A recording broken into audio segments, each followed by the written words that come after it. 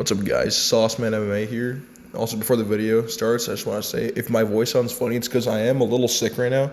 So it is a little weird when I talk, but I'll try and get through this video the best I can.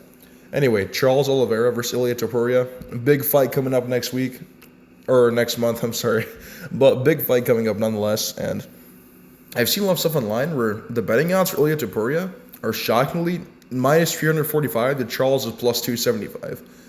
Now, in my opinion, I don't think this is justified odds casting or whatever you call it, because you could make an argument that Charles is going to be one of, if not the hardest opponent of Illia's entire career. Like, I think Illia is underestimating Charles. I think a bunch of other people are underestimating Charles too. Like, because this is Illia's first time fighting at this division. There's so many factors, but today I'm just going to go into an analytical breakdown of why I think Charles has a chance and why I think he can pull off the win at UFC 317. So the first thing is obviously, what I've said before, the weight difference. Illia is moving up an entire division to fight Charles. As you can see by this picture right here, Illia's weight cut was really hard. He walks around outside of camp, usually 187 range, and he used to have to cut to 145, which is brutal. Like, it really sucks that he had to cut that low weight, and it was probably miserable for him. But lightweight at least will have an easier cut. But one thing about moving divisions is everything changes. Like, your power changes, your chin, and most importantly, your chin can have a huge effect when it moves up and down. Same with your power too. Like, for example, fighters like Alex Pereira, I think he actually looked way better at light heavyweight than he did at middleweight. And it's because mostly the hydration stuff. Like, he was cutting way more weight at middleweight than he was at light heavyweight. And I see the same thing with Illia right here. I think Illia, some factors could be, I'd say, better at lightweight. Like, his power will definitely be better. His cardio is something I think could maybe change for the worse at lightweight, because he will be heavier. He'll be carrying around more weight. Like, lightweights usually walk around on fight night, if I were to guess, like maybe 170, or like they're basically welterweights on fight night, or maybe even more. But like, there's just some factors. Like, Charles has been a lightweight for most of his career, honestly, I think so. And Illia, it's just a big jump up. Like, it may only seem like 10 pounds, but when there's just so many factors with the weight and stuff, like the cutting, the power, the movement, the cardio. It can be something that he really is not ready for. Now, Illia actually has fought at 155 before in his fight against Jai Herbert. And in this fight, it was a fight that really showed me that Illia can struggle when he moves up the division. Like, I'm not saying Illia got absolutely destroyed, but you could see and tell that Illia was, at some points of the fight, struggling quite a bit. Now, Illia was doing okay until Jai Herbert landed a disgusting leg kick on him that dropped him pretty good. Now, Illia didn't seem hurt. Like, he actually grabbed the single leg right when he fell down and was able to control Jai Herbert at the ground using his grappling. But after they got up again, Illia seemed really hurt and a bit slow on the feet. He kept on throwing Hail Mary hooks, waiting for the punch to land. And it was a place we've never really seen him before. Even the commentators agree with me. Take a listen. Takedown. I've never seen Topuria in this position, guys. Yeah, look at the look on his face. That is not the Topuria that we are used to seeing inside of this octagon. No, but these Georgian guys, they are tough as nails. Then Illia proceeded to knock him out 1 minute into round two. And it was a great knockout too. Like, the way Illia set up the right hand was perfect. Left hook to the body upstairs. Landed clean too. Jai Herbert was out. Like, he was in the fetal position on the ground. Like, he was knocked out cold. This is as good as a knockout as they come. Like, this was a great knockout by Illia. But there are some things from this fight that we can take away. Like, from what we can see in this fight, Illia gets really desperate when he's under pressure. Like, when he's a lightweight, he was throwing these Hail Mary punches, just waiting that one of them would land. And you can't do that with someone like Charles Oliveira. Like, Charles has underrated power too. In this clip of him fighting Michael Chandler, all that one left hook is all he needed.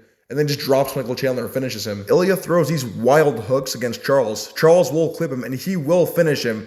It's not an if, it's he will. Charles will finish Illia if he throws these wild left hooks against him.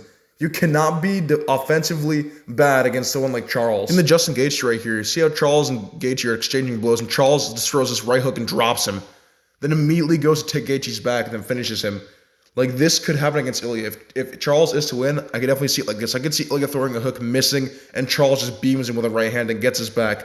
Because once Charles gets your back, it's over. Like, if Charles gets your back, very rare cases do people get out safe. Like, there was Michael Chandler's second fight, but you could argue that just like it was the end. It was like the last 20 seconds. He wasn't really like trying. But see right here, look how he takes Justin's back and just gets a tight hook under the chin and submits him. Absolutely beautiful stuff right here. Like, this could happen against Illia. I could see Illia getting knocked out, submitted by Charles, This fight could go to a decision. I could see decision win by Charles or decision win by Illia. It would definitely be the hardest fight of Illia's career for sure. And for Charles as well, it's going to be a really hard challenge. He can't underestimate Illia because just like how Charles can find openings in Illia and find shots, Illia can find openings in Charles. And if Charles isn't careful, he could get knocked out. Like if Charles is not careful, Illia, if he connects the right or left hand, it's over. It's a good night for Charles. Now, one thing Illia does do really good is pressuring from the front. As you can see here, Max Holloway is in front of Illia. And Illia, even though he's getting hit with some pretty good shots, he keeps on pressuring forward, trying to get Holloway to the cage. Then releases a great combo and blitz and is able to knock Holloway out. And one thing Illia can also do is he can grapple pretty good. He was able to take down Max Holloway twice in this fight and was able to really control him. Well, not control him a whole lot. Max Holloway was able to get up, but Illia can wrestle. He was a Greco-Roman wrestler. Illia does have grappling experience. Now, I think Charles has better pure grappling than Illia Topuria. Illia Topuria has great wrestling, but Charles is good grappling. Those are two different things completely. I know I said Illia Topuria, if he finds a shot, can knock Charles out, and if he gets hit, it's game over, but not really. Charles can take punches. We've never seen him get dropped and knocked out cold in his career. Like, he's been hit and rocked, but he's never been out cold, dropped.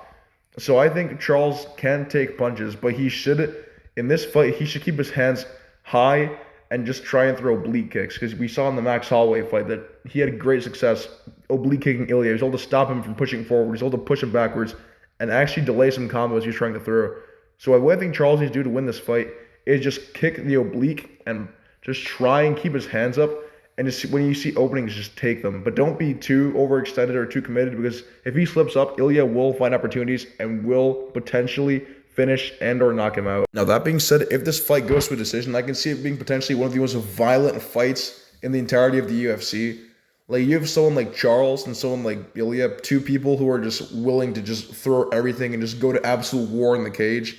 You're going to get a bloody fight. Like, they're both going to look like Tobey Maguire from Spider-Man at the end of the fight. They're going to be a bloody disaster.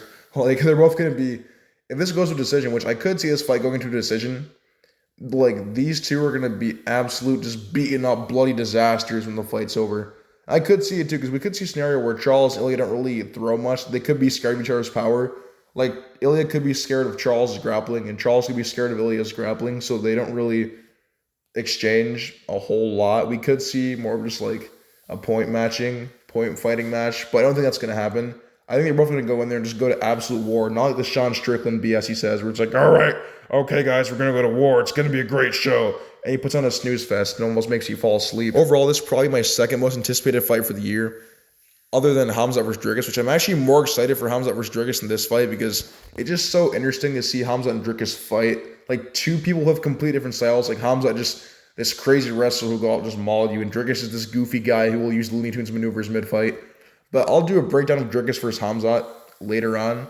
But overall, thank you for watching, guys. This is going to be it for today. Make sure to like and subscribe, and have a nice day. Thank you.